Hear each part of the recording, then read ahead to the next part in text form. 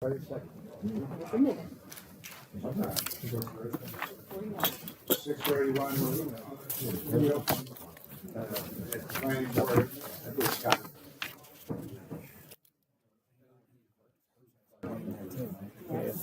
Go ahead.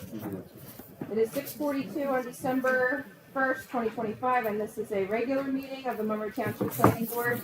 Notice of this meeting was given as required by the Open Public Meetings Act, and a copy is posted on the second floor bulletin board in Town Hall and on the Township's website. Audio and video of this meeting is being recorded in accordance with Ordinance 56/2024. The meeting is being broadcasted live on the Township's YouTube channel, and a link to view this meeting will be posted on the Township website for the public to view at their convenience.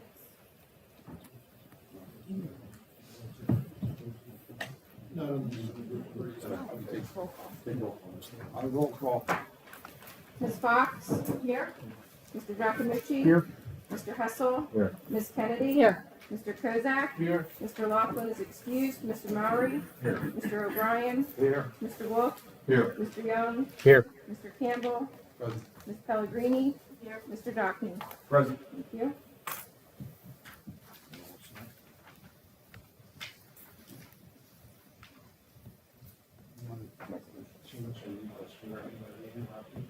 Sure. Document and Ms. Pellegrini, would you raise your right hand? You swear or affirm that the testimony that you will provide the board this evening is the truth and nothing but the truth? Yes, I do. We have, looks like it's two resolutions. Actually, we're only going to adopt one tonight. No, I have it. You got it? So there's on the agenda, Planning Board Resolution 3525, memorializing the approval of an amended and preliminary final subdivision for the Morgan Development Group, and that's application 1723. If the board is so inclined, they could adopt that resolution approving, memorializing the approval from last month. You heard our solicitor, we need a motion and a second. Motion. Second. Sure, at your pleasure. Yeah. Roll call. Mr. Giacomucci? Yes. Ms. Fox? Yes. Mr. Kozak? Yes. Mr. Hessel? Yes. Mr. O'Brien? Yes. Mr. Wolf? Yes. Mr. Young? Yes. Mr. Mowry? Yes. Thank you. The second resolution on the agenda is Planning Board Resolution 3625, and it would memorialize the Sahara Sand application that the board approved last month. However, I spoke with counsel for the applicant, and he's asked to defer that until January. There are some of the conditions that I wanted to review with professional staff, and I want to make that clear, and so they agreed to extend the time that we have to adopt that resolution so that we're all on the same page. So, although it's on the agenda, I'm not asking you to adopt that resolution tonight. Correct. You heard our solicitor, we don't have to act on that at all. Next order of business is a courtesy presentation, Monroe Township Public Works. Person here. You want to come up and give us a little presentation? I think you have a site plan. We do. We do. Alright. So, Just, we'll have to swear you in. okay, So for the record, provide us with your name. Mark Calvello. Jim D. Hart. Gentlemen, raise your right hand. You swear or affirm the testimony you're about to provide the board is the truth and nothing but the truth. Yeah. You guys are on. Alright, so Public Works is planning on building a new boat line, in line with structures we already have. So we're going to go through the zoning process. This building is a little bit bigger than the ones we have. As a courtesy stop, talk to the neighbor who is the property owner next to us. He verbally told me he did not have any problems with us expanding the pole barn to put newer trash trucks on the cover. Ultimately, the building is going to go parallel right to the property line. It's just going to be closer to the property line than the Laos store right now. But again, it will be equal with the building that's already there. The corner of this building is still over 100 yards away from the back of the resident's house for the property next to us.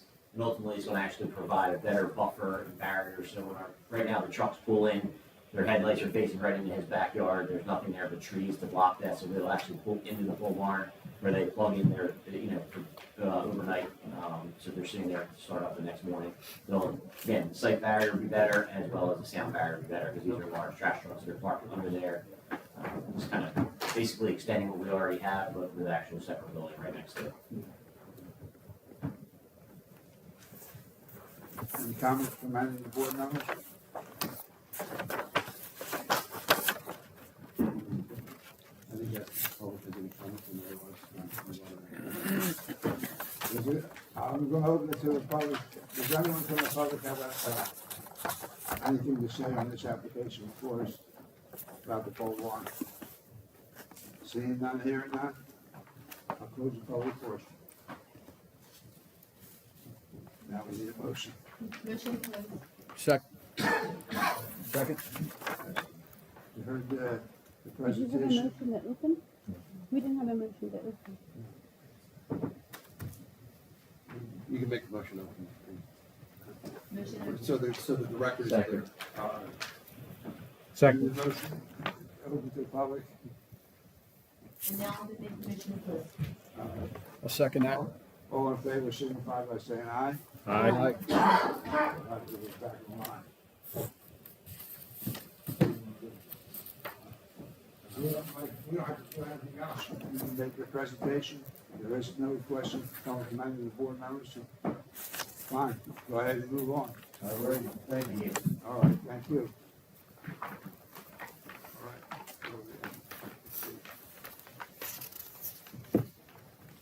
Next order of business. Application 555 SP.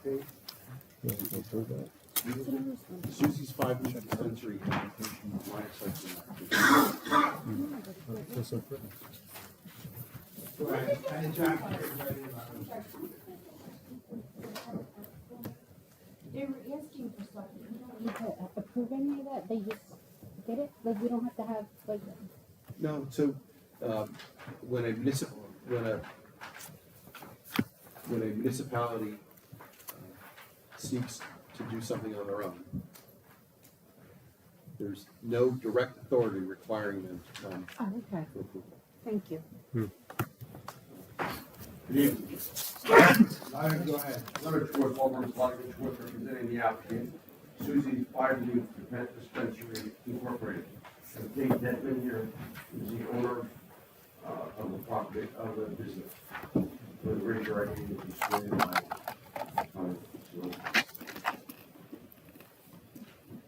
For your name, Jacob Detman, you swear or affirm the testimony you're about to us for the truth, nothing but the truth? Yes.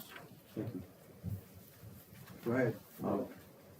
This property is in Williamstown Pavilion. It's one of the empty stores at the moment. Dave's going to be putting in a cannabis dispensary with the Class 5 license, as well as a Class 6 cannabis delivery service. Both going to be in the same building, owned by the same company. We have reviewed the letters from the engineer planner. We go over all those. Our engineer, we submitted a letter to the board, to your engineer in November 17, 2025, discussing most of the issues. There's a number of issues that Pam had concerns about, and I think for the most part have been addressed, but there's a number of them that we have to go over, at this time.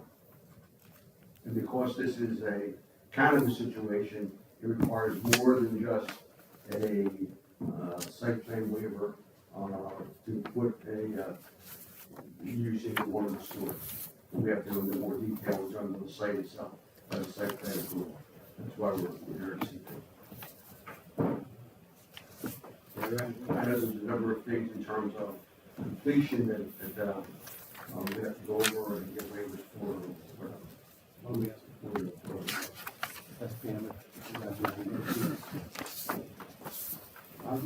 go to our engineer and then our plan.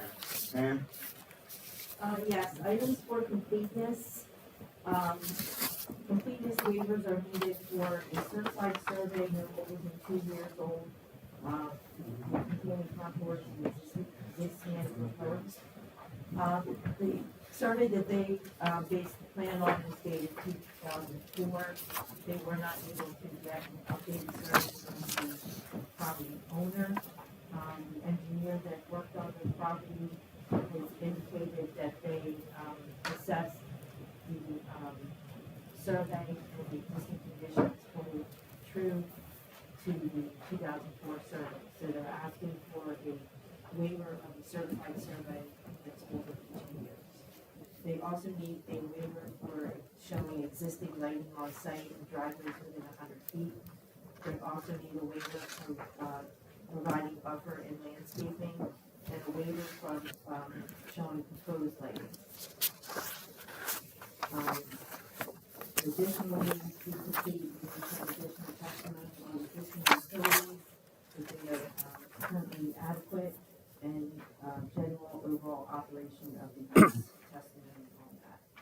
So through the course of testimony, those to be addressed, the waivers are as I listed previously. So from a submission standpoint, to summarize, the survey is 102 years old, but they've made a representation that it remains active, right?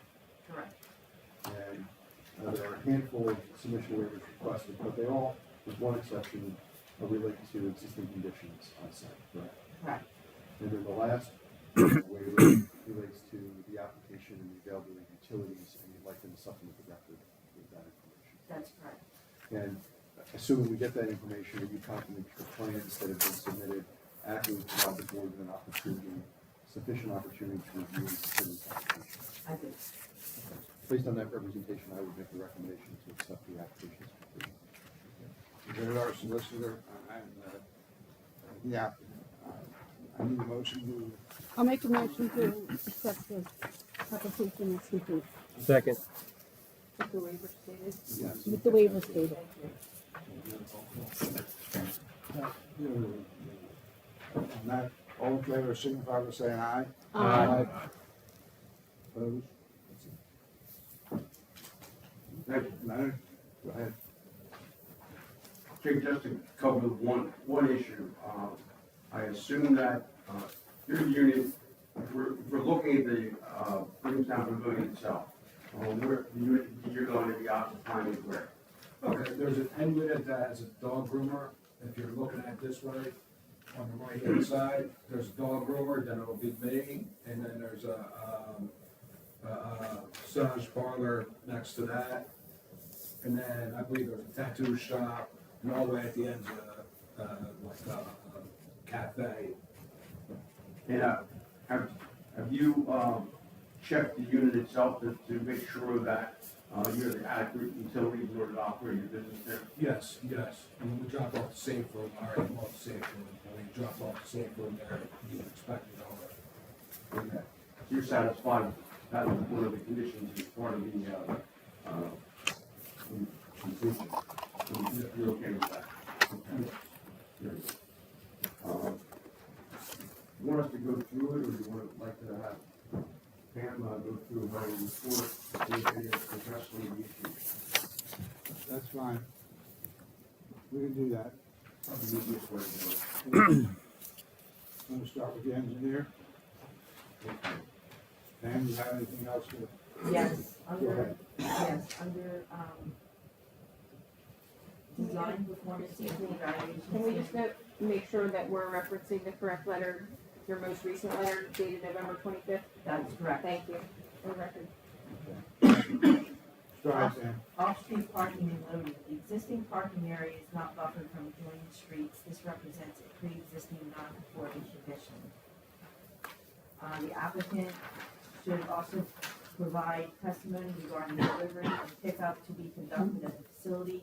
So within pickup of cannabis the product should be completed in a secure designated area on site. Do you want to provide testimony as we go through? Yeah. Okay. So why don't you ask the applicant to respond to that? So Jake, why don't you, tell us what we're talking about is the, delivery and pickup of the cannabis products Can you explain, Are you talking about the delivery itself, or are you talking about when my Yeah. shipment comes in? when your delivery, Okay, well, it's basically like our pizza deliveries go, you know, your driver's gonna come in, they're gonna go out. If the driver's not busy, he's gonna pack his own orders. If the driver's busy, we're gonna have somebody else picking and packing the other orders. It's basically a delivery. Like, front of the back? it's gonna be in the front, we have a space, I'm gonna have a space designated in the front. He's gonna pull up, they're gonna pull up right in the front, we're gonna have 2 spaces right in front, that's for them. They're gonna pick up, walk in, pick up, and, or we might even, you're allowed to curbside deliver, so we might even have, if it's busy, we might even have one of our employees run it out to the delivery driver itself. What about delivery of the product itself?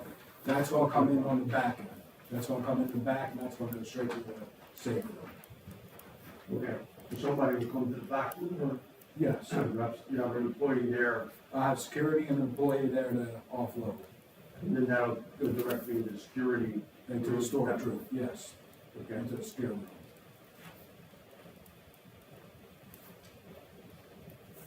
And that door remains locked, at all times, correct? Yes, the security door, the only people that have access are employees, and, that's it. Okay. An existing trash enclosure is located behind the building. The applicant should provide testimony regarding the trash generation, if the tenants can all use the same single trash location, and if there is enough capacity for additional waste. Also, since the application is for cannabis, the applicant should address the need for additional enclosed area for disposal of products. so the existing trash enclosure that's there now, Yes, so you're gonna be using that for general trash yes, for general trash, yes, not for the waste. or any waste involving cannabis, what's the happen? That's gonna be, I spoke to the, waste company, waste management company. They do special pickups, you have to arrange them. So as we make the arrangement, we do the disposal, by shredding and, putting kitty litter or some other type of, substance on it, to make sure it's, you know, nobody, if somebody grabs it, nobody can use it. And then when they come, if it has to be stored, we do have a separate storage area until they come and grab it ourselves. Separate storage area is interior to be used, It's gonna be within the safe room, to be safer. yes. It's Nothing gonna, like, it's gonna be a separate area in the safe room, wait for the pickup. so there'll be no waste disposal of the cannabis or byproducts outside of the building. Not outside, on the inside, yes, we have a lot of waste bin disposal, the waste bin disposals. Of all the shredded waste, and like I said, we're probably gonna use kitty litter and put that on top. Okay, yes, that was, outlined in your waste plan. Well, I have a question. Yeah. Do you own other facilities too, dispensaries? No, this is my No. first one. Is that what everybody else does? They mix it with kitty litter when they dispose of it? I am not sure, but from talking to other dispensary owners, pretty much it's been kitty litter that they've been using. I haven't been told of another product. What they do, they say they shred the whole bag, and then they put the kitty litter on top of it, kind of enclose it, shake it up, and either truck's there to pick it up, or they put it in safe room to be stored until the truck comes. You know, also, you said that you would maybe have one of your employees go out and meet the delivery guy. Do you feel safe with that? Yeah, my security guards will be right at the front Security door. guard with your employee. My security guards will be right there at the front door. And it's, all they're gonna do is watch them walk in and out.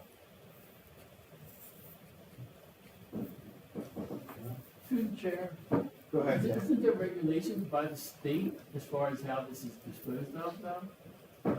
What, the cannabis? Yeah, Yeah, there's regulations by the state. right, Yes, it's how that's it what should we're be going for for. kitty litter or whatever. Yeah. There's probably some guideline that you have to Yeah, follow, right? yeah. Yeah. Yeah, that's what's in the report basically. most of, like I said, dispensaries, I talked to the owners, Yeah, but they really- follow the state guidelines, wherever Yeah, they are. yeah, that's what Kitty they are. litter or whatever. yeah, so far it's been kitty litter, I haven't heard nothing different. They said there are other products out there, but I'm not sure what they would be, so we're going with what everyone else is doing. Okay, next, unless otherwise permitted, fire zone shall not be used as standing loading or unloading areas. The applicant shall submit a plan to the fire marshal for review. Does the applicant agree to the condition of approval?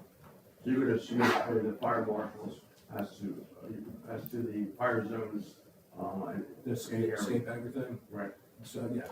okay. The parking lot has less than a 20-foot offset from the right of way. This represents a pre-existing non-conforming condition. However, as the plan is shown, the applicant has proposed to restripe the lot so as to provide the 20-foot setback. Yes, we're gonna, instead of doing, straight lines, if we go, a little bit sideways, we can fit that extra spaces in there. This is part of the front, is that correct? Oh, you were talking about Yeah, in front the end? front. Oh, Yeah, I'm this is sorry, in I'm the sorry. front buffer. Oh, from Buffalo, okay, Yeah. yeah, I misunderstood that, sorry. So the restriping in the front, so that we're gonna be able to have the 20-foot offset from the right of way line. Yeah, What we have here, but apparently it's not. no, it's not striped, It's not- yeah, it's gotta be restriped, that's gonna be handled, the handicap, has to be restriped too as well. Okay.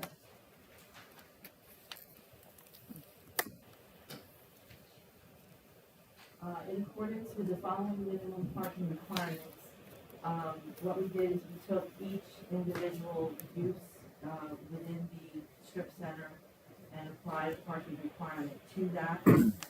Based on the individual use parking calculation requirements, the total stalls needed would be approximately 122, including the proposed cannabis use.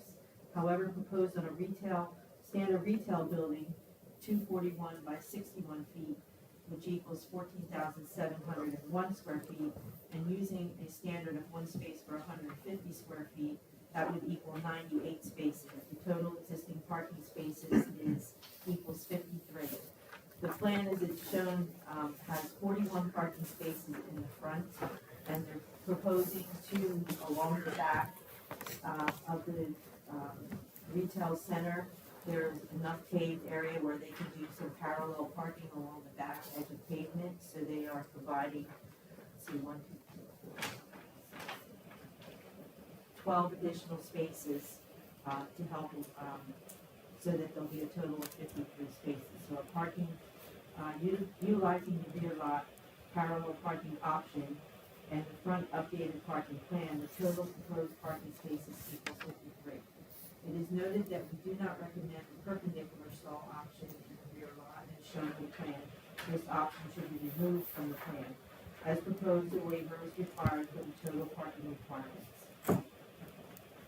The applicant is proposing 8 parking spaces reserved for the cannabis use, 5 stalls for customers and 3 stalls for employees.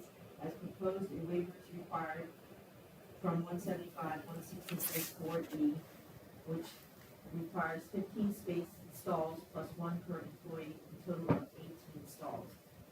The parking table should be revised to include the correct square footage that is dimensioned on the plan, and also the total proposed parking with parallel parking in the rear should be revised to the 53 spaces, not 43 spaces.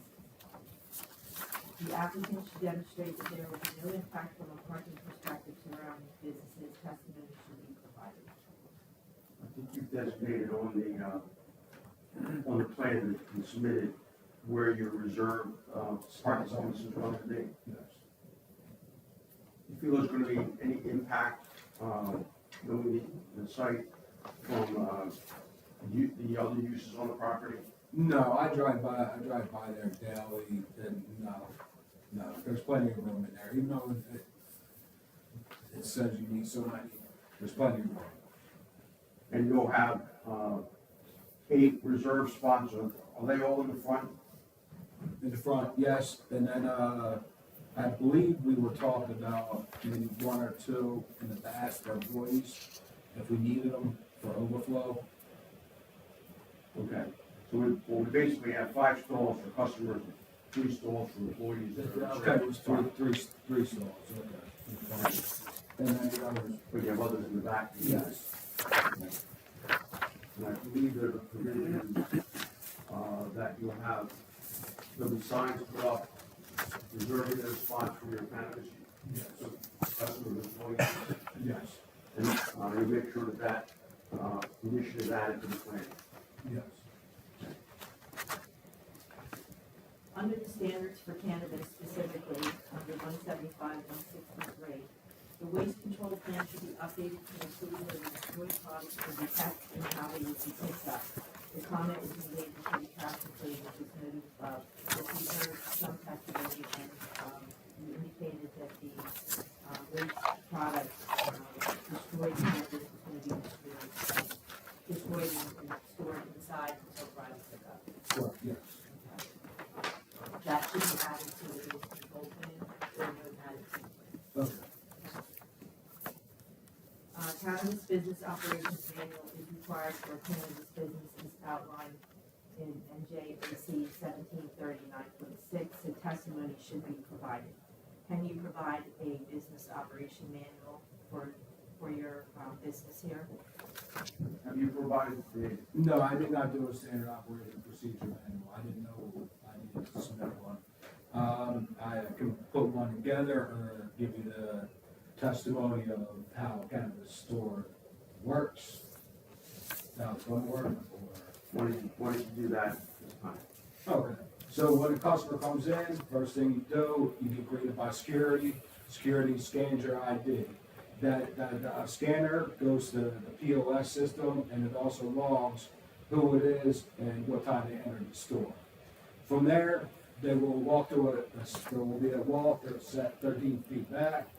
From there, they'll walk into another secure door, which is the actual store itself. Once they get in there, the queue line will take medical first, of course. After that, it's first come, first serve. Whatever employee is available will help the next customer in line. Pre-orders and deliveries, they can be done online in the POS system Dutchie that I'm going to be using as what's called Dutchie Pay, so they can also prepay for their orders. So if their orders are prepaid, we will have an employee already pre-pick them as well. So they're ready when the customer gets to the counter, their order is ready, and they can get their product and they can move on. Thank you. You're welcome. Testimony should be provided and notes added to the plan as to the, control of odor and following protocol set forth in the Clean Air Act. Is there any odor going to, how are you handling any odor from the product? Okay, the product itself is sealed, so that's the odor itself. As far as our safe room, our our inventory, the safe room, what is that ventilation system called? It's a ventilation system that attaches to the safe room Just explain. I'm trying You have a to. special ventilation system? Yes, a special ventilation system that circulates and filters the air the best it can. Of course, you're still going to smell it. I mean, you can't get rid of it totally. But these systems are designed specifically to cut down on the odor. You're basically going to comply with township requirements as well as the state. Yes. In accordance with 175, 163, all cannabis businesses shall comply with the following regarding noise. Testimony, could you provide some testimony and notes to the plan to indicate that these regulations will be followed? Yes. Okay, so we're going to be open, we're not going to be open from 10 to 10, so we're going to be open from 10 to 10. We do not have a lounge. There will not be people hanging around. The only noise is going to be people coming and going, hopefully. And that's basically it. We're not going to, it's not, we don't have a lounge or anything like that. It's going to be cut. It's going to come in, do shopping, and kind of move around. I don't mean to sound ignorant, but it's going to be like get your stuff and get out. But no, we're going to be friendly about it. I'm just saying it's not going to be noisy. And at least one licensed armed security guard will be on the At second floor. at the front door, yes, or if we're doing loading, then there's gonna be two, one in the front, one in the back. And then you're gonna have proper screening to make sure that, a patron, is at least a minimum 21 years old. Yes, they provide you with a, ID scanner. The ID scanner, like I said earlier, will collect that information, document who's in there, and also sends it to the POS system as well. That way, if they do have a pre-order, that'll automatically pop up as soon as they come in. The security alarm system will follow requirements of NJAC 17:30-9.10. Yes, and also grant access to the local police department and the CRC.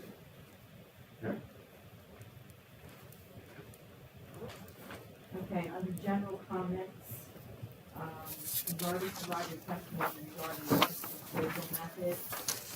In addition, the applicant shall indicate on the plans what ramps, handicap ramps are non-compliant and are proposed to be removed in construction. The ramps can be evaluated upon construction completion to ensure compliance prior to final approval. So what's needed here, the plan should also include the grading plan to construct the ADA spaces and ramp for federal regulations. So the ADA spaces have to be compliant, so some of them may need to be reworked. The engineer will have to provide us with detailed grading plans for any work that needs to be done to the spaces or grids. And that should be added to the plan. A sign should also be installed in each parking stall to designate the spaces for the cannabis use. This sign detail should be added to the plans. Okay. And that concludes my report. Mr. Chair? So you didn't mention the electronic messaging system that you referenced in the report on page 8. Is that supplemented? Is that? Yes, we should have testimony regarding that on Monday. So there's a requirement in the ordinance that all retail cannabis facilities shall implement electronic messaging system to notify customers when they are permitted to enter the facility and when capacity is at, when it's at capacity, so they're not allowed. Do you have a protocol for that? Okay, I'm not understanding the question. When people comes in, electronic messaging system notify customers when they're permitted to enter the facility at times when the capacity is seen. So you would have. Oh, okay, no, our ID scanner also will tell you what capacity you're in. It tells you who, like, once an order's been completed, it marks that person out, because that person is immediately needed. So the ID scanner will let the security guard know you are at capacity, that person has to wait until a person comes out. How do customers get notified? Now, the customers get notified that they're over capacity, somebody's gonna tell them that we're at capacity, please hang tight. Through the chair, you're trying to say so they're not lined up outside. Yes, I mean, Yeah. That's what he's talking yeah, about. So yeah. they're not lined up. And They'd be that's sitting why, in yeah, your they're car. not gonna, I'm sorry. They'd be sitting in your car, and then you have some system that notifies their phone that, okay, come on in, right? Is that what yeah, you're reading talking from the ordinance, all retail cannabis facilities shall implement an electronic messaging system to notify customers when they are permitted to enter the facility at times when capacity is exceeded. So my experience Okay. is that if you either use your ID or some other protocol where if the facility is at capacity, you're not allowed in, you know, you get buzzer, or your cell phone goes off, or you get a Right. text about? message. So you're not waiting in line, you're sitting in your car or whatever. Well, we do use Twilio for text, we're gonna be using Twilio for text messaging. We can implement that easily to have the message sent out that, capacity is no longer overflowed and you're welcome to come. So, I mean, that's an easy thing to add to the system. It's about somebody. It's a text messaging. Not you. Yeah. Yeah, as long as we have their phone number on record. As long as we have the phone number on record, or We don't get that. Or through the, yeah, or we'll get that, when they come in, we'll take their phone number and we'll use our system to allow. Will you have a security system that gives the police, the ability to live stream in? Yes, live streaming, I believe, 30 days, storage, yeah, archive, 30-day archive, and, also the CRC, also needs a live feed as well.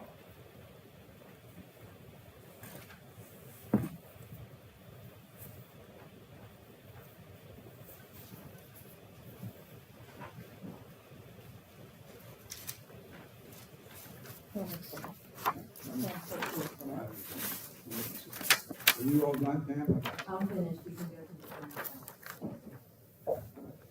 Chris? Thank you. I'm going to go over my report dated September 30th, 2025. And I do know there have been some additional submissions since that time.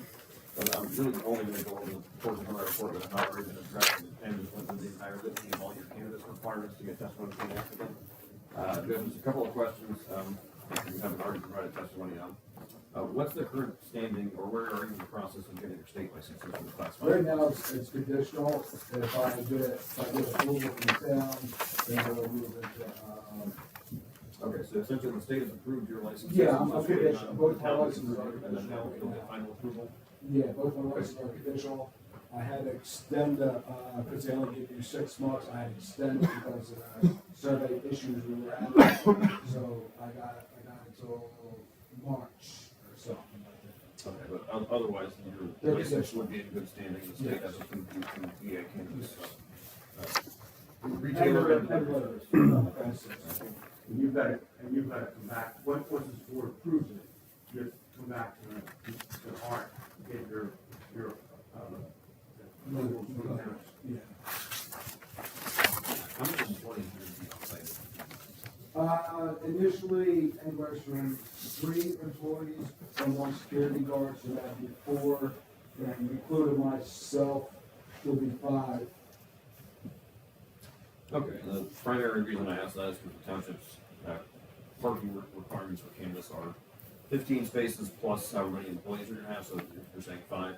Essentially, the requirement for parking is 20 spaces for the cannabis business, and that is really my only next point here is there is an existing non-conforming condition that is a variance, that's a side yard setback, that's not gonna change, since everything on site is already there.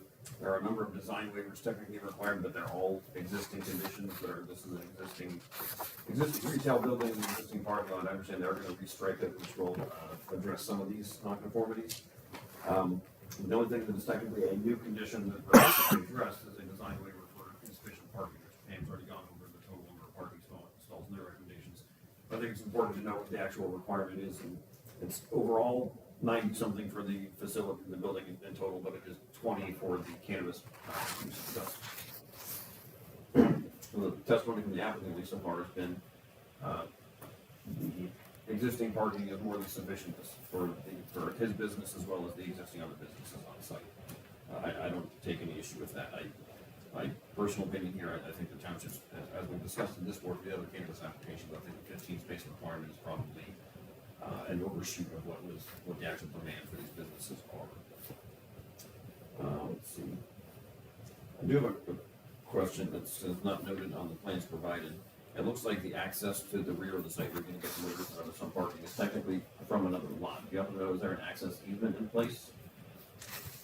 The plans provided, it looks like the actual property line here comes pretty close to the back of the building line, which means the driveway comes. Yeah, if it's like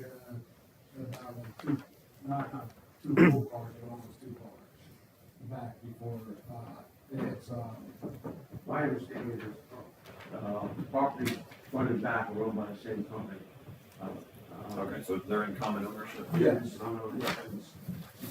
They got the site plan approval many years ago when I came in.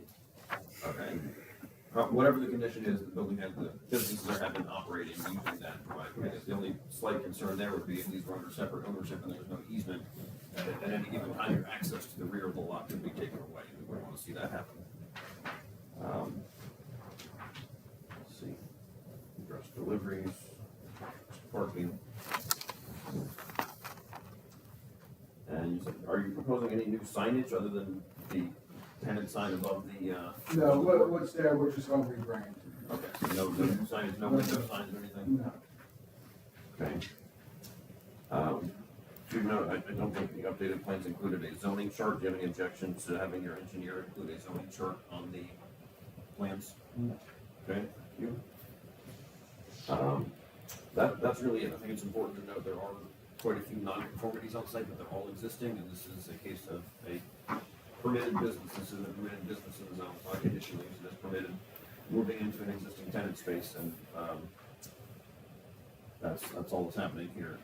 All the actual relief required is for existing conditions. I think it's important to keep that in mind. With the exception of the parking, which is a new design waiver, there are no new variances required in this application. This is a permitted use in a permitted zone within an existing site. No new construction is proposed. The only changes to the site are going to be the signage, and they're going to restripe the parking lot, but not remill or pave, just literally restripe. Yeah, sure.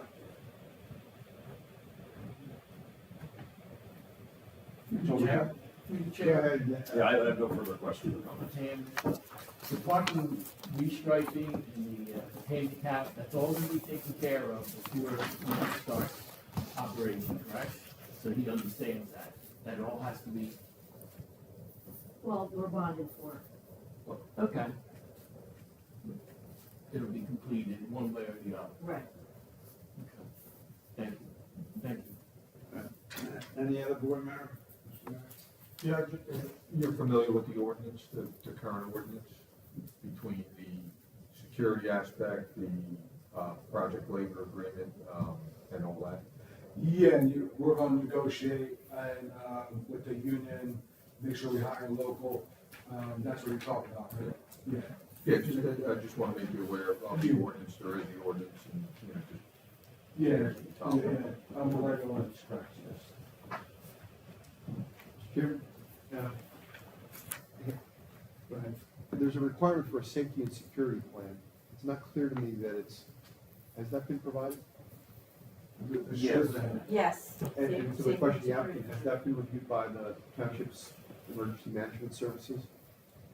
Typically, we go to the chief of police. Yeah, that's like, if it hasn't been reviewed and approved by the chief of police, I would suggest the condition be that your safety and security plan be reviewed and approved by.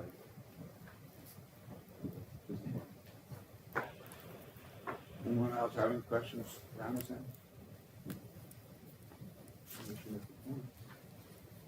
Well, do you have anything else? No. So, to be clear, the applicant's agreeing essentially to comply with all the recommendations that are included in the engineer planner's letter. Yes. And candidly, it sounds like there's probably a fair amount of either supplements or changes to the plans that need to be made. Yes. And you would accept that whatever those supplements are, that they be made to the satisfaction of the board's professionals, as the case may be, or the police department's the case may be. Yes.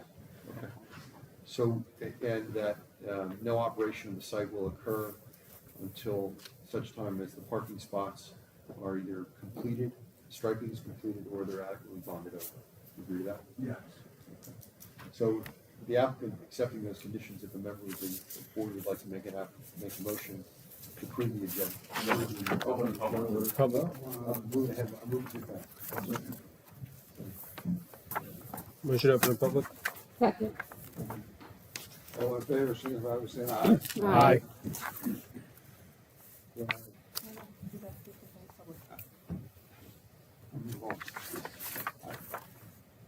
Anyone from the public want to talk about this application before us? Seeing none, hearing none, I'll entertain a motion to close the public portion. Motion to At close? this point, I'll entertain a motion to move the application. We got a motion to close, we need a second. Second. Oh. Thank you. Sorry. All in favor? Aye.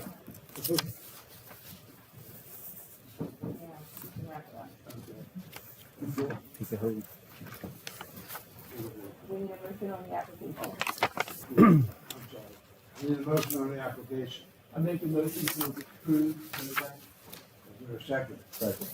Roll call on the application. Mr. Kozak? With the conditions listed by our solicitor, it's an existing site, so yes. Mr. Hessel? Yes. Ms. Fox? Yes. Mr. Giacomucci? Yes. Ms. Kennedy? Yes. Mr. Wolf? Yes. Mr. Young? Yes. Mr. O'Brien? Yes. And Mr. Mowry? Yes. Thank you, sorry. You're approved, thank you. Thank you, thank you. Good luck. Thank you.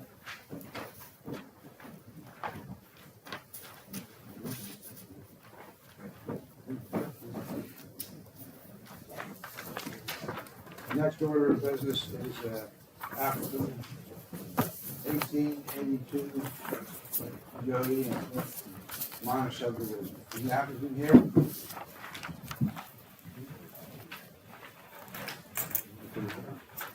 Application 1882 for Joey Clyde and Flip Flops.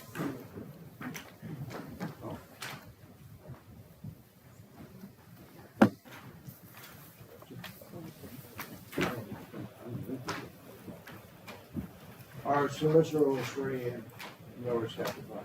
So, you provide your name? Joey Clyde. Mr. Clyde, you swear or affirm the testimony you're about to provide this board is the truth, the truth? I do, sir. Thank you. You're wrong, guys. Good evening, Robert Smith appearing on behalf of the applicant. Mr. Chairman, I just wanted to let everybody know that I have extra plans if there's anybody out in the audience that would like to go along with the meeting. I don't have an easel, so I just wanted to offer plans. No problem. Just so we can follow, everybody can follow along. So again, Robert Smith appearing on behalf of the applicant. Applicant has been sworn in, Mr. Joe White.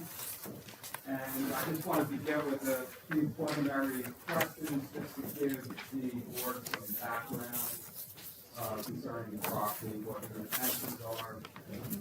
So I'll let you begin just giving an overview of how we came about acquiring it and what our intentions are with this property. Okay, I was contacted by Mrs. Bramwell. She was a property owner.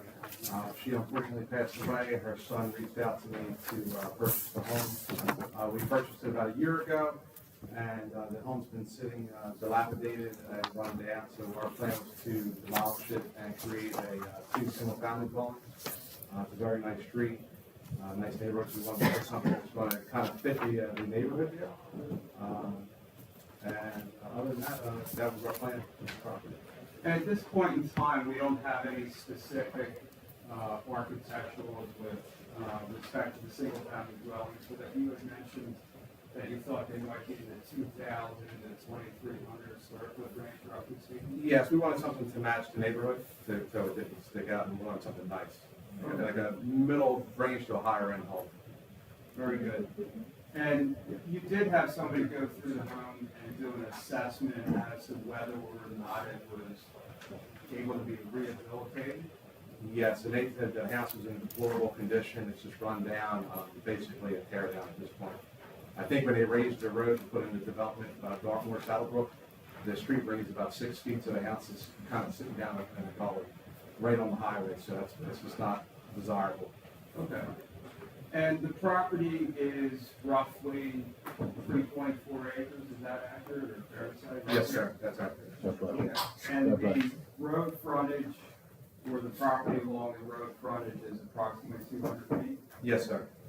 And it is quite deep, as you can see from the subdivision plan. I think it's about 800 foot deep. About 800 foot deep. So you would characterize it obviously as narrow and long, what we call bowling alley type lot? Correct. Okay. This is an application, obviously, for a minor subdivision. There is one variance. The variance is for lot width with the subdivision. It meets all other bulk standards. At this point in time, I did want to mention, it's my belief, and I'm going to throw it out there, that this property qualifies as a by right for two homes. It depends on what ordinance that you would operate under. I believe it qualifies as a flag lot subdivision. And I've had the opportunity to talk with the applicants, and it was their belief that it would be minimally disruptive to the community and to the neighbors that you can see around the property here, to keep the development of the two single-family dwellings closest to the road. The back area is, I would say, heavily wooded, and it's probably the intention to remain, or to keep that area remaining almost in a natural condition as opposed to doing a flag lot and clearing more trees. So at this point, I would like to maybe just work through the planner's professional letter as well as the engineer's letter. We're, able to respond to any type of issues that arise. Mr. Smith, I wonder, Mr. Chairman, I wonder if we could ask the engineer to comment on the completeness of the application first and then go through the Absolutely. substance.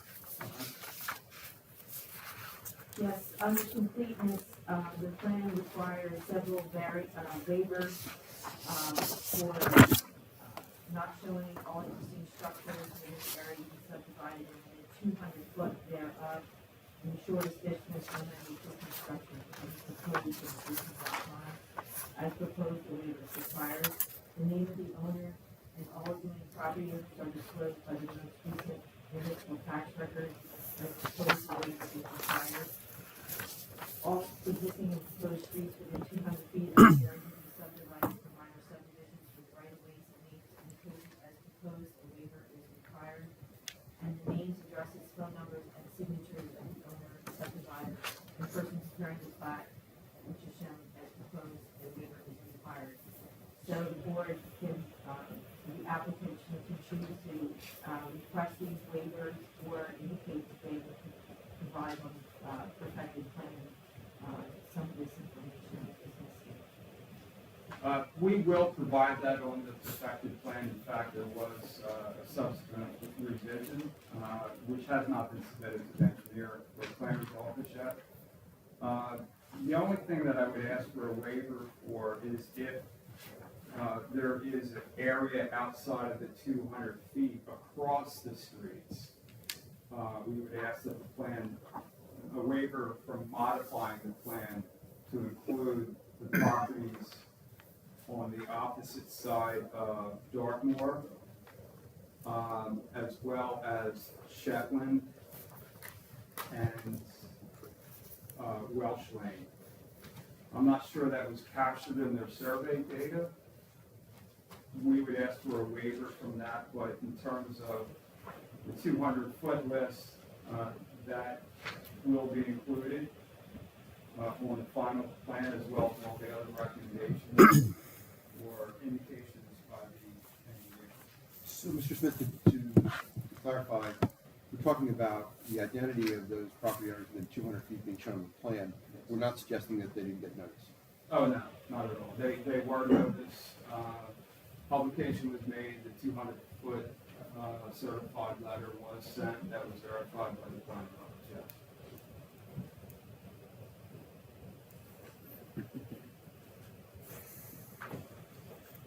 So as such, waivers would only be required for the extension of providing the information as they requested for 200 feet beyond any street images.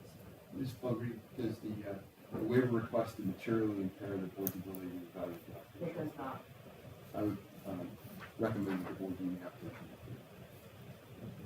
You heard our solicitor and engineer. I'll entertain a motion to. Motion. This application. Second.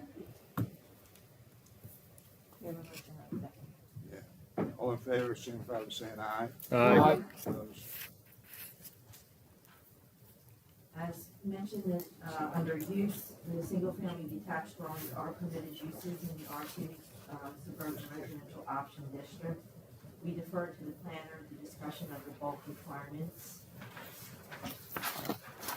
However, under performance standards, shade trees, even though the site is heavily wooded, we suggest that shade trees be provided across the frontage, which some of them may be removed through the demolition processes, so I think the shade tree would be provided along the frontage. And there are several general comments, items to be added to the plan, which we ask the applicant to provide. You agree with those recommendations and requests? We do. Yes.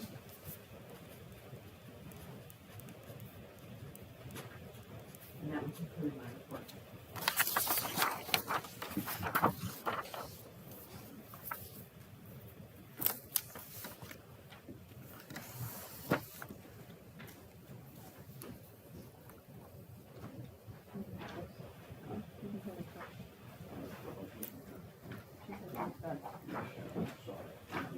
Chris, go ahead. Planning. My report dated June 25th, 2025. We've already addressed proposal list. We've got one existing lot of 3.7 roughly acres. They're proposing to split it. So technically, 2 variances required since there are 2 lots, and each of them will have insufficient lot width. It's the same variance on both, but it is 2 variances. For any variance, they have to satisfy the positive and the negative criteria to show either there's a practical hardship in conforming to the code or that the conditions are a preferable alternative. The negative, they gotta show that there can be no substantial detrimental impact to the character of the community or harm to the neighbors, and also the lack of substantial impairment to the citizens. In that regard, I've got to point out the minimum lot area in this district, the R2 residential district is 32,670 square feet, so roughly 2/3 of an acre is required. They were providing about, I think, 1.7 acres, 1.75 acres each, so they're more than double the minimum required lot area, and they do meet the minimum lot frontage. They're just deficient on the technical lot width. It does appear to me that when you see that the plan, the setbacks, 100 feet of width, 25-foot side yard setback, and 50-foot front yard setback, there's 50 feet of width to build a home. I don't see any reason why they wouldn't be able to build a house within those constraints on each of these lots that otherwise completely conforms to the zoning. They've already said they're going to, for Pam's recommendation, they provide shade trees. It looks like 3 shade trees would be required along the frontage. My recommendation there would be that whatever demolition happens, they plant the shade trees after, so that we don't plant trees just to remove them 6 weeks later. Also to point out, your zoning chart is a little bit inaccurate. The lots aren't completely perpendicular to the street. The actual lot width, I think, is 97.5 or a little bit less than that rather than 100.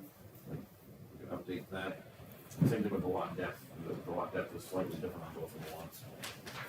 Other than that, I don't have any comments here. As I've said, variances are required for insufficient lot width when they do meet the frontage requirements, and I see no reason why they couldn't build completely conforming homes on each of these lots.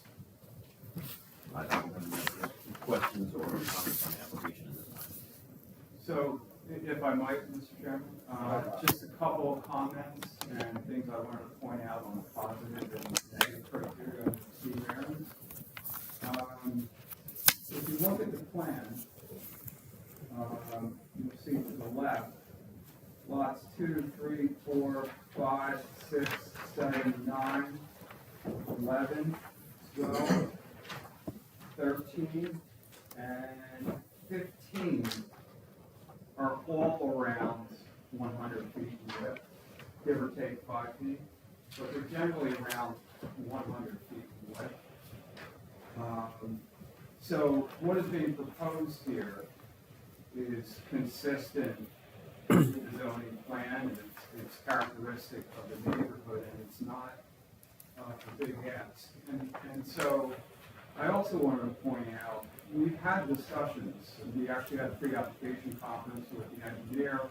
We floated some ideas, and we came to the conclusion that the least impactful development for the neighborhood and all the houses surrounding the entirety of this parcel is to slide the development forward towards the street, and it's consistent with everything else, not everything else, but a vast majority, it seems, of the houses, and the lots located here on the plan. So slide it forward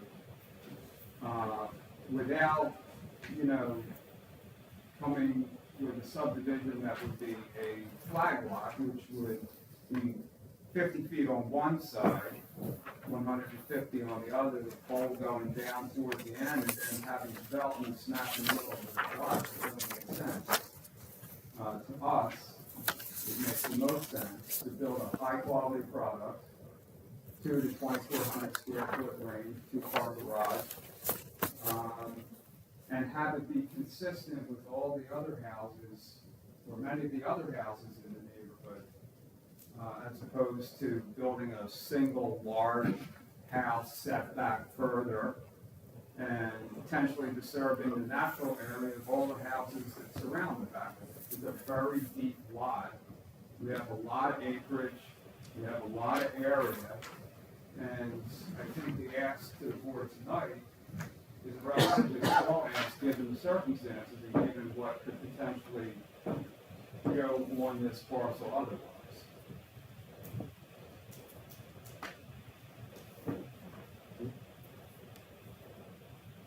Any questions from any of the board members? Mr. Solicitor, So, a couple questions. Yeah, one of the questions confirmed that a flag lot would work here.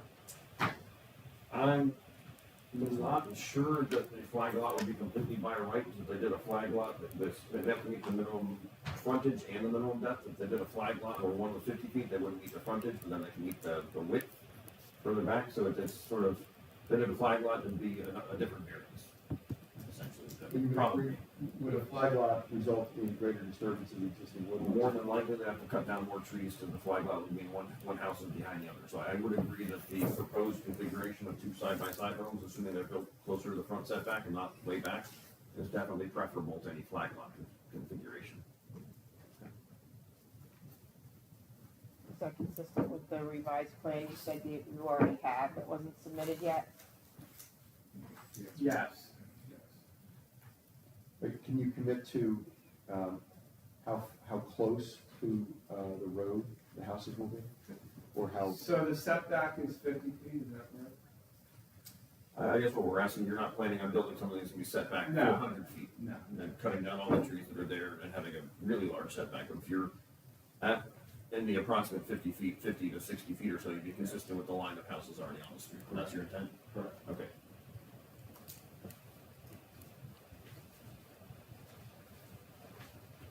Need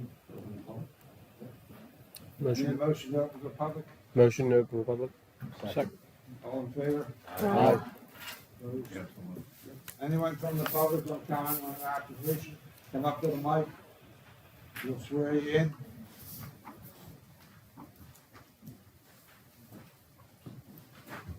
Good evening, everyone. How are you? You, for the record, your name, sir? My name is Frank Edwards. Mr. Edwards, do you raise your right hand? Do you swear or affirm that the testimony about the flood is the truth and the truth? Yeah. Thank you guys for, Sure, can you give us your address? yes, thank you guys for allowing me to speak today. Again, my name is Dr. Frank Edwards. So I am the owner of lot 15, which is on the Welsh Lane side.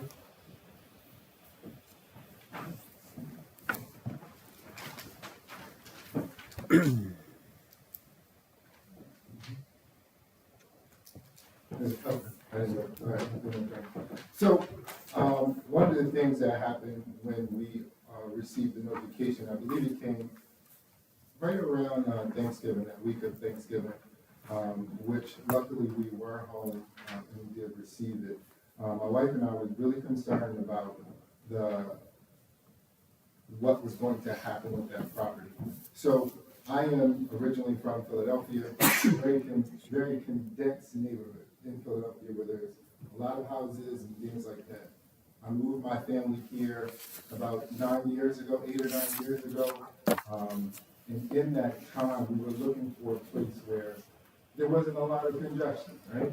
There was trees that we could look outside and see. There was space between our homes and things like that. And I appreciate the fact that Williamstown is growing. Montgomery, Township of Monroe is growing, right? There's a lot of subdivisions growing, there's a lot of things going on. What we have is, and what I consider to be a very peaceful area. The home that we're talking about, it sits on a large piece of land, right? The house is definitely dilapidated. However, the extended part of that is wooded, and it provides an area for the animals to live, but it also provides an opportunity for us to enjoy nature, right? When I look outside of my backyard, I look outside of my home, I see trees. My fear is that this new development, when it comes in, it is going to cut down the trees, and then there's going to be an increase in noise. There's going to be specific with runoff.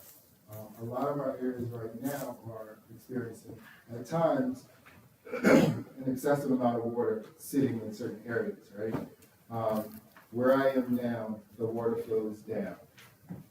I don't know what's going to happen if and when the trees are cut or when this land is impacted, but I feel that it will impact just our ability to enjoy our home. And I wrote down a couple of things as well. So this not only introduces density and consistent with the existing development. And so again, we're building up a lot, but again, our neighborhood is, and specifically on the Welsh side, Lane side, our houses are spaced out. Again, with everyone on my side, and I spoke to a good number of our neighbors, you know, so I spoke to our neighbors on lot 13, lot 14, two lot 13s, lot 13, and then all of the surrounding areas, right? Just to understand their concern as well, just to make sure that this was not just something isolated from our wife and I. And everyone said that this was concerning just because, again, we live close, but you can't tell because of that wooded area. You know, at times we go out in our backyards and we don't see one another, and that's all well and good, right? Because we can appreciate going out in our backyard after a long day of work. And I'm a psychologist, I own a company, and so when I come home, I want to be able to come home and relax in my backyard that I built, where there's serenity, there's peace. I believe that this building or this subdivision, when it comes in, is going to impact the entire community. Not just myself, but my neighbors as well. Unfortunately, they could not be here, so I'm speaking on their behalf. We're also getting names and signatures just so you guys understand how important this area is, but I could not bring that this evening. Specific, and you guys pointed out already, is just that this is undermining the purpose of the zoning ordinance. It impacts privacy, drainage and storage concerns, environmental impacts, specifically with tree removal and habitat loss. And I don't know if there's something, so if this goes through, is there something, and this is a question that I guess I would have, is there something where it could be, where they cannot tear down so many trees or tear down trees towards the back end of the lot? That is our major concern, specifically just the privacy. I don't want to come out my house and look across and see 15 of my neighbors. Right now, I don't see any of them because of the density of the trees. Right? And again, there's going to be an uptick in traffic, roadway, but also it's just a precedence of setting precedents for concern. So again, a lot of builders are coming into this area, and it's good for our environment. It's good for Williamstown to grow, specifically from a financial standpoint. I understand that from being a businessman, but it also is going to set a precedent for someone who can come in and developers who is going to take the land that is identified as, all right, this is a serene place, and turn it into what I left in Philadelphia, which is a congested area where there's houses on top of houses. Our property value continues to go up, and I appreciate that which is now attracting more people here, and that's a good thing for the township, but it also impacts the people who have been here or who is here, in appreciating their property. Again, I spend thousands of dollars each year on improving my home, and I don't want that to be impacted. My children, they go outside and play in our backyard. And again, we are able to see birds, there's hummingbirds out there, there's cardinals, there's all of those things as a result of all of these trees. My sons are now interested in bird watching because of all of these things. And so this not only again, and again, I apologize, and I'm not trying to take this away from you at all. I think it's great that you are buying another property, but in essence, what your gain is our loss. So I just wanted to voice my opinion. Mr. Chair, if I could, you know, Mr. Edwards, I feel your pain. I own a property, I have 30 acres behind me. They're now building 300 townhomes directly behind my house. 322 Friday Mill Road. And I used to feed deer out of my hand. You know, they would come right up to me, they'd go in my garage. Unfortunately, I don't own 32 acres behind me, somebody else does. They have the right to build as long as they're in accordance with the law. So I feel your pain. I think what the gentleman is developing here is what you're asking for. I believe they testified to leaving the trees in the back of the property, moving the homes towards the front of the property, which would most likely keep most of that in its natural habitat. You know, this township is growing, and, you know, I am not here to say, hey, we want to keep building homes in this town, because I really don't. And that's the honest truth. Unfortunately, there's the Affordable Housing Act, and we have to continue to build homes and make homes affordable. And that's the double-edged sword here, right? If somebody else were to purchase this property, this gentleman wants to build homes that fit in that community. A nicer home that's bringing up property values and all of that. You know, a developer comes in and says, I want to build affordable housing in there. The township would probably have to take that. So I guess my point is, you know, listen, your homes are about 20 years old. And I know that because it was I used to play in the woods there because my parents still live off of Radix Road there as well. And 20 years ago, the previous owner, I believe it was Miss Brandy, who said, had nothing but woods around. I'm sure she didn't like And they built homes all the way around our entire property. You know, unfortunately, you know, sometimes progress is good and sometimes it's bad. It depends on what house you're living in, right? So, I feel you, but I believe what is being proposed will make the residents there happy, because I think it's really going to minimally impact with the properties being closer to the road and the wooded area probably not being disturbed. I think it's going to be beneficial to all of you, because that may now protect all of that land back there, instead of doing what they were discussing, a flag lot, and making a road or a driveway, if you will, all the way to the back and putting a house at the back of the property, which they rightfully can do. With that, and now you have cars driving past your backyard. The way the proposal is, there's not going to be a driveway going past your backyard. So, you know, but I do understand and I hear your concerns. You know, unfortunately, when somebody owns property, they have the right to develop it, as long as they're in accordance with it. So, but I feel your pain, because I'm going through the same thing, and if I could stop anything, I would stop that project, but unfortunately, we can't. I understand, and I hear you, and again, when he talked about the fact that the property would be, both would be at the level of where the street is, where the current property sits. It sounded great, right, when I first heard about it, but then again, also, as you stated, the part that I'm looking towards is the trees, right? But we can't say, once this is approved, we can't really tell him, all right, well, you have to leave these trees up here as a buffer for your neighborhood. And so that's why I'm here. I'm not saying that my one voice is going to persuade 12 people here to change their mind and for him to change his mind about this. But at least I came with conviction, and that's my point here, conviction to let you know that this is not something that the neighborhood wants, and it has nothing to do with progression of Williamstown. It has everything to do with our intact community of Serenity, right? Everyone there is paying good money. Our value of our homes is probably around 500,000 to 600. So which means that most of them are making good money, right? And they're having stressful jobs, and when they come home, they want peace and serenity. And I'm not saying that this building will impact that in a negative way, but we don't know.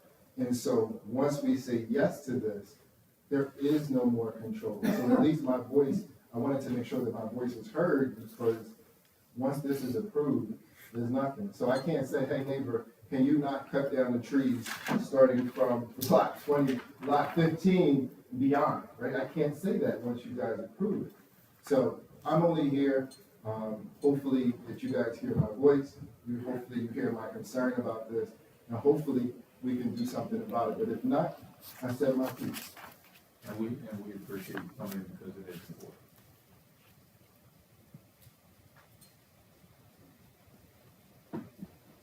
All right, anything else? No. All right, thank you. I do have a question. Sure.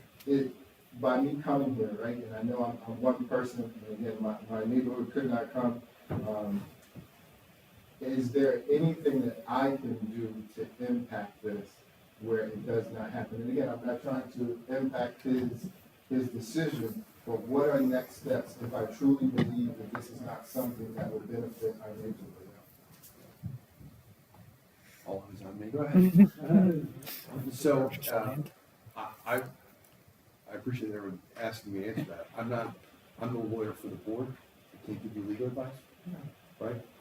And I think you'll just have to listen to see what the board decides, and the basis that they make their decision on. So what if just so I know, right, and so this is just a learning process for me.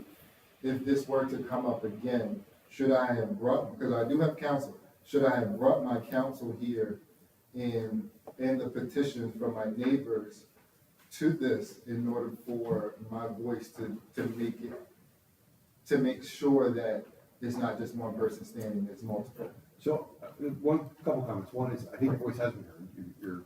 You're direct, you're clear, you make good cogent arguments. I think everybody on this board respects that, and agrees that. I also think that possibly because you're here, maybe they would have done on their own. It seems to me that the applicant has agreed, and they'll come back up and we'll put on the record that when the site is developed, this is only subdivision, they've got to come back in for site plan approval, that the residential buildings that will go there will be generally located consistent with the existing homes along that street, so that they're agreeing that they're not going to be dropping those houses in the back.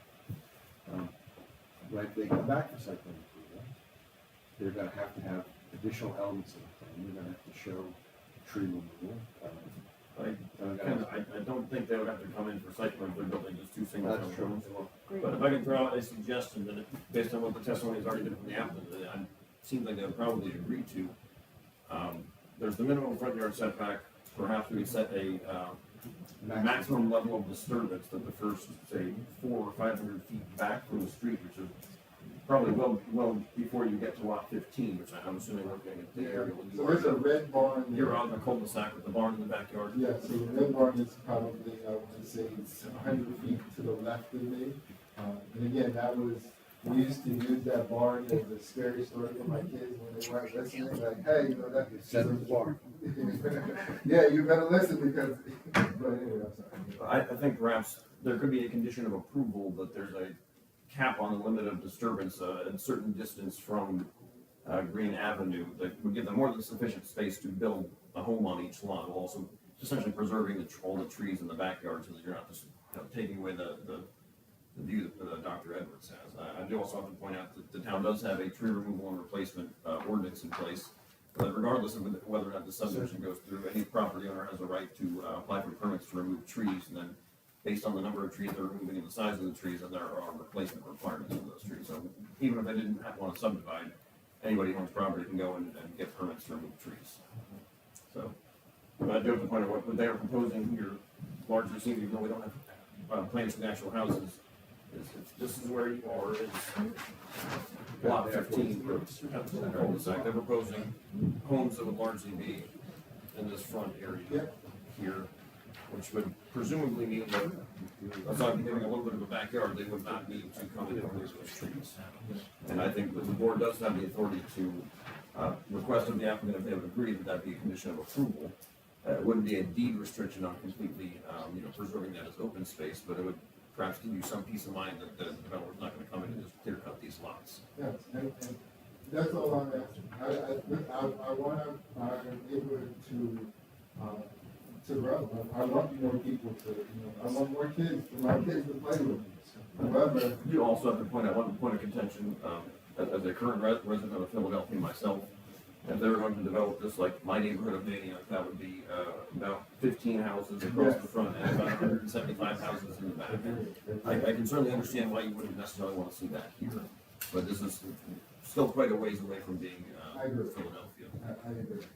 I agree. I'm just, I have a very stressful job, and when I come home, looking out, sitting on my deck, excuse me, with a glass of wine, sitting and allowing myself to see the serenity of trees, quiet, it helps. It helps.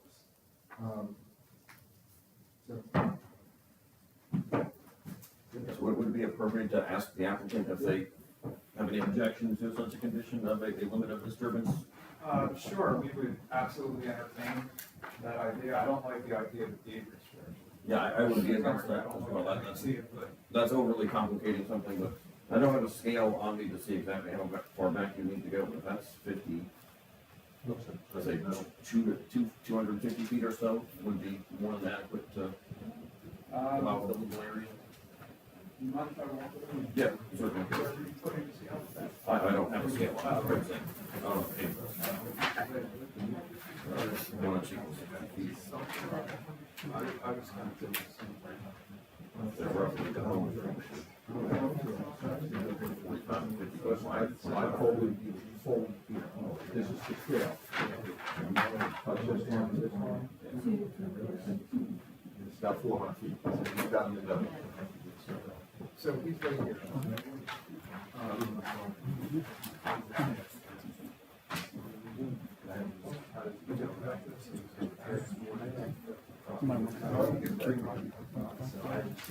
In terms of the actual distance, I'm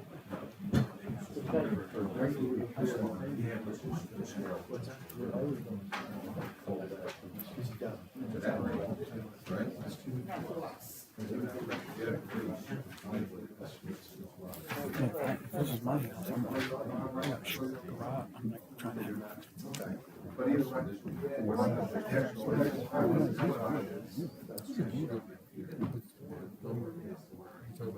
Taking down the trees.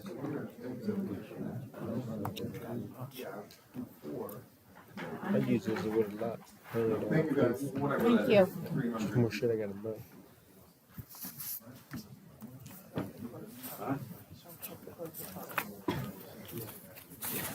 Anyone else from the public to comment on the application report? Seeing none, hearing none, I have entertain the motion to close the public portion. Second. All in favor? Aye. Opposed? Mr. Chairman, I have one question. Is the theory, if the board were to subdivide, allow the subdivision, would the properties be served by public water and sewer? They will be. There's, Okay. water. Because if it wasn't, whatever you're talking about would be impacted in the subdivision. I wanted to make sure you don't. Sure. Yeah, so we started communications. It does not have sewer in front, but there is sewer. Dartmoor and Green, we're gonna run it down to the lower. I interrupted you, you were about to say something. Any follow-up questions that the board might have? Or? We are open to putting a limitation on disturbance. I just didn't want to do a deed restriction, and who knows what happens to the back in the future. But Can you, are you proposing that? What is it that you're proposing? so my plan does not have the lot number on the lot south of 15. I don't know. if anybody 13. Block 2402, lot 13. South of 15 is lot 13. Yeah. Well, it looks, oh, 2402. Block 2402, lot 13. It would be It'd be west of it. to the west, technically, of 15, if I'm looking at the north arrow. It's that small, irregular rectangle right below lot 15. Yes, that's block 2402, lot 13. That's the one on the roadway. Well, if I can, look like just scaling this here, 300 feet would still be roughly 75 feet away from lot 15 and give them more than adequate space to build homes while preserving the remaining 475 feet of woods in the back. I think that's a fair number. It's also a nice round number that's easy to show on the plans going forward. So the area of disturbance, any tree cutting, any sheds, any of that stuff would be 300 feet. The subdivision would be, if the board were inclined to take a motion to approve the application, it would approve a minor subdivision on condition that if the property were to be developed in the future, the area of disturbance would not exceed 300 feet from green area.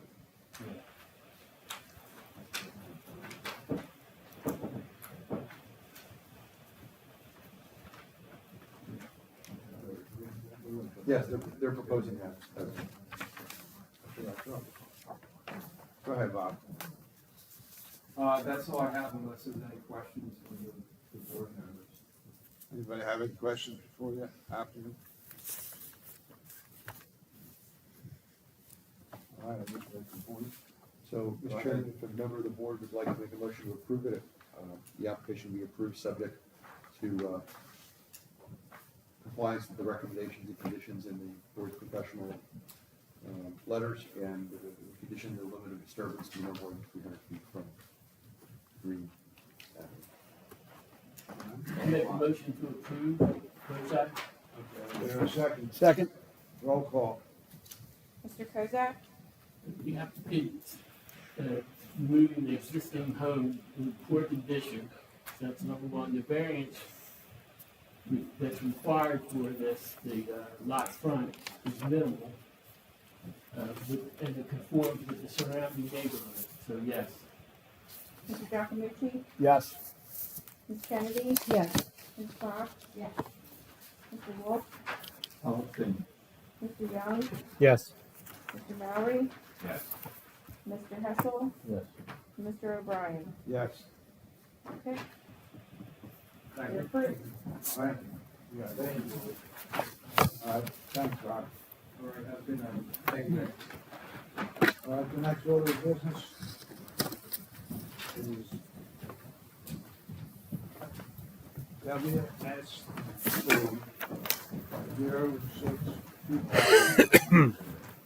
ES exemption. The applicant here. You're on. Good evening, thank you for your time. Ryan We'll have to Hoffman. swear you in. Yeah. Ryan Hoffman, Hoffman and Musia. So would you raise your right hand? And you name again? You should swear or affirm the testimony you're about to forward. We're here today for a site plan waiver, for, the property located at 1041 Blackborough Road, units C3, C4, and C5. This is in the business park district. I'm going to turn it over, for business.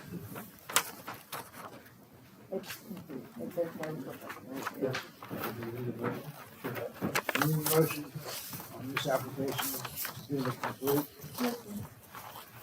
Second. All in favor, signify by saying aye. Aye. Opposed? Go right ahead, gentlemen. Hey, ES Essentials is a wholesale distributor of artificial floral, and they don't really have customers that walk in and out. This is all kind of serving brick and mortar, e-commerce, direct consumer kind of stuff. They have typical normal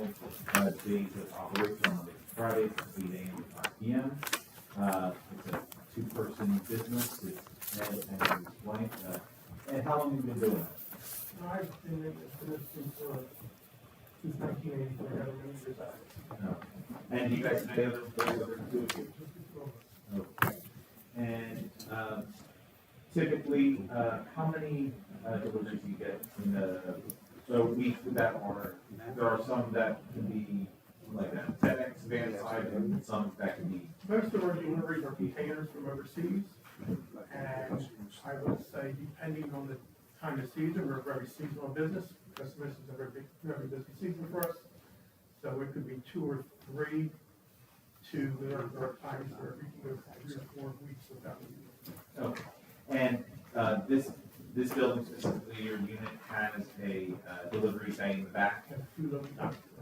Correct. So all, the vast majority of deliveries are going to go into that group. Okay. And otherwise, you can't fathom why you need more than 2 parking spots for you guys.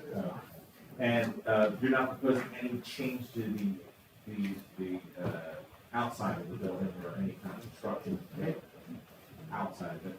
Not messing with any kind of the parking lot or the loading bay or anything of that sort. You do believe that you may have some construction in the future to kind of just make the building better for your use? Once we get in and get settled, we may consider making some changes to the interior.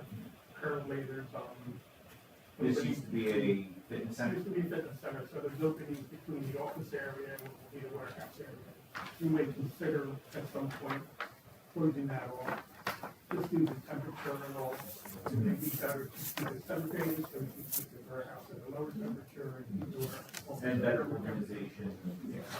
But Better we use won't, of the space. we won't know that until we really get in and start to use the space, and at which time,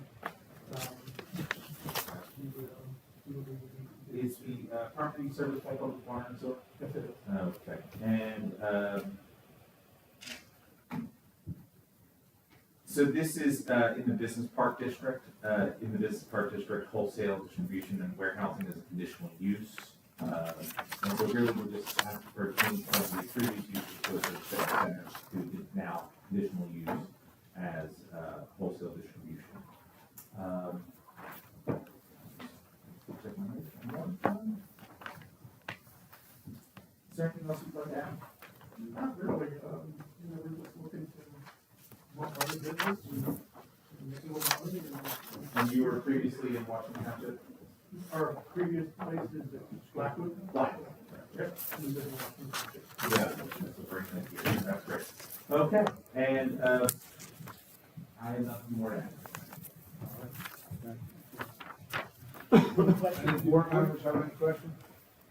No outside storage, No outside storage. no containers outside, because you mentioned containers come and drop them and then Nope, you unload it. the live unload. So You take 2 to 3 hours to unload. no, 100% no outside storage and no containers, right? Okay, thank you, Everything's inside. thank you. Anyone else?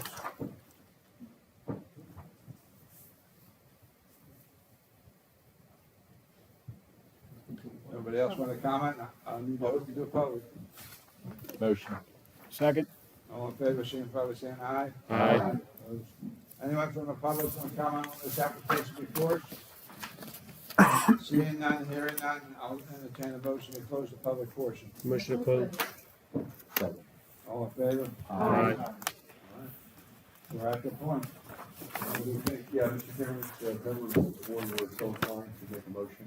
It appears that the applicant has met the standards required for a waiver of site plan approval. There's no change to the, ingress, egress, and stormwater, which is utilities. Also things might be in the interior. They've established the entitlement to. You heard our solicitor. I'll entertain a motion to approve the application. Could I, I'm sorry, again. to make sure no outside storage? You put Subject that to as a condition. Yeah. Thank you. Okay. I'll make a motion. Is there a second? Second. Roll call. Mr. Hessel? Yes. Mr. Giacomucci? Yes. Ms. Fox? Yes. Ms. Kennedy? Yeah. Mr. Kozak? Yes, it's existing industrial park, welcome to the, Thank you very much. Sorry, Mr. Wolf? Yes. Mr. Young, Yes. Mr. Maury, Yes. Mr. O'Brien. Yes. Thank you. Okay, you're approved. Thank you. Thank you for your time this evening. Good luck. Next order of business.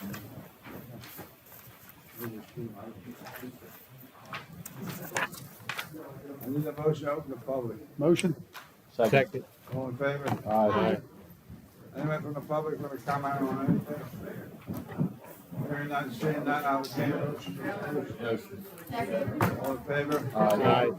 Need approval of the minutes of November 3rd, 2025. Motion to approve. Second. All in favor? Aye. Opposed? Any reports, Mr. Mayor?